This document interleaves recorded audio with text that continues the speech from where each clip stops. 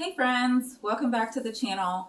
Today I wanted to address something because when I was scrolling through my Facebook feed, I just saw some posts that made me kind of feel sad for the world and just where we are as a society. And I wanted to address it and help to maybe give a different perspective on it all. I don't know how much you believe that you're a conscious creator in your life, but if you can recognize that there have been patterns in your life and maybe because of unhealed traumas, we keep creating these same patterns until we finally decide that I'm sick and tired of going down this road and I want to heal, so this stops happening in my life. That is you recognizing that you are a creator in your life, whether it's conscious or not. In regards to the Roe v. Wade overturn, if we as a collective society feel that women are inferior, that we are inferior, that there is something to fear out in the world, that there's a constant battle, that things are unfair, we will absolutely project that and it will be reflected back to us, which I think is what is happening here. Your thoughts have creative power in every aspect of your life and in the world as well. So what you're receiving is what you're putting out. Okay. There was a lot of polarization on Facebook, and even to the point where there were women bashing other women for their opinions. And at what point do we heal ourselves enough to be able to have a conversation about the way we feel with love and compassion and respect on both sides, not just on one? Because it takes love to receive love. Love begets love. So if we do feel that we are inferior at some maybe even subconscious level, we will project that and get that back.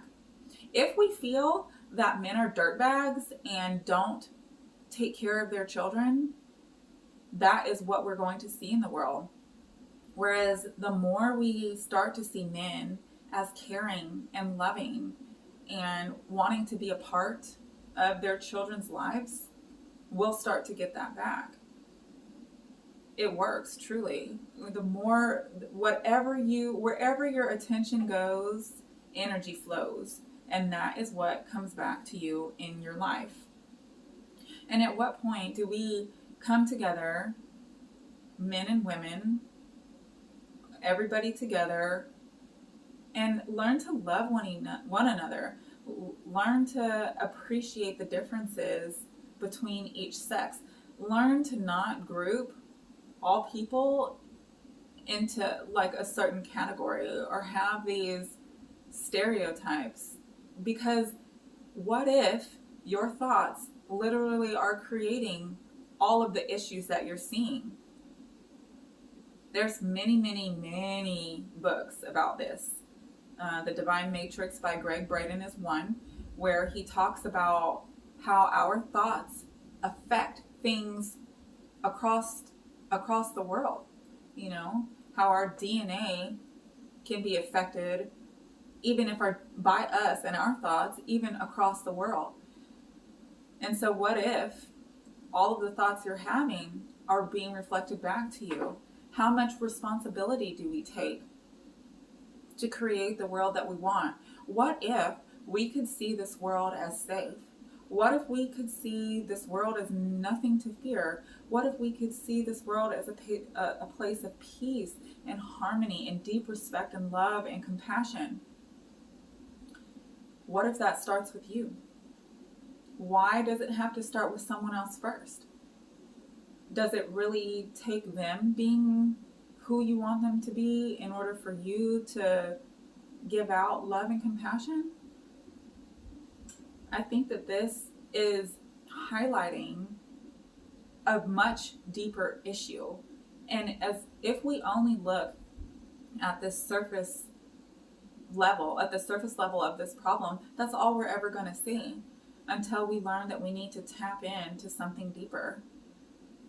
And so, and I say this with the most love and compassion for everyone on both sides, because we're doing the best that we can with what we have.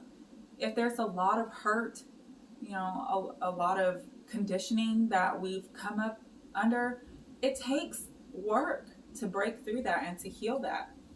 And you're doing the best that you can with what you have. But at what point do we say, okay, I've got to do better?